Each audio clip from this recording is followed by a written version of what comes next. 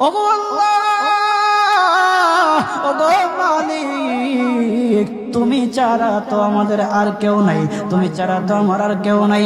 আল্লাহ গো, তুমি যদি মাফ না করো কে আমাকে মাফ করবে? তুমি যদি মাফ না করো কে আমাকে মাফ করবে? তুমি যদি আমাকে মাফ করো তাহলে তোমার কোনো দিকে কমবে না, তুমি যদি আমাকে মাফ না করো তোমার কোনো দিকে বাড়বে না।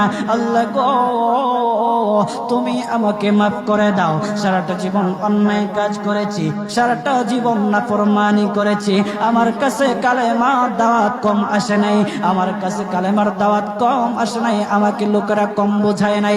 ওগো আল্লাহ, তুমি আমাকে মাফ করে দাও। মাফ না করলে কোথায় যাব, কার কাছে যাব?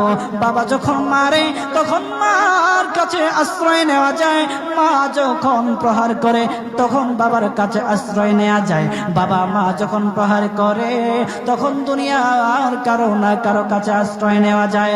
ওগো আল্লাহ,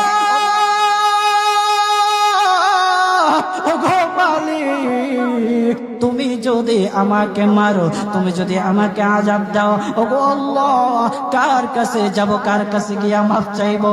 ওগো আল্লাহ, মেহেরবানি করে মাফ করে দাও।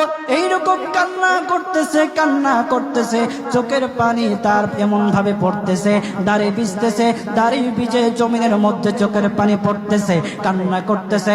বান্দাটা কান্না করতে করতে করতে করতে আমার আল্লাহর কাছে এমন গ্রহণযোগ্যতা অর্জন করেছে, মহান আল্লাহ রব্বুল আলামিন তার ডাকে সাড়া দিয়া তার জিন্দেগির সব গুনাহ মাফ করে দিয়েছেন। হযরত মূসা আলাইহিস সালাতু ওয়াস সালামের যুগের ঘটনা। একজন বড় পাপিষ্ঠ ছিল, জীবনে এমন কোন গুনাহ নাই যে গুনাহ সে করে নাই। তার গুনার প্রতি অতিষ্ঠ হইয়া, মানুষ তার গুনার প্রতি অতিষ্ঠ হইয়া গ্রামের লোকেরা তাকে হাত পা বেঁধে জঙ্গলের মধ্যে ফেলে দিয়ে আসে। জঙ্গলের মধ্যে থাকতে থাকে, কিছুদিন থাকার পর মালাকুল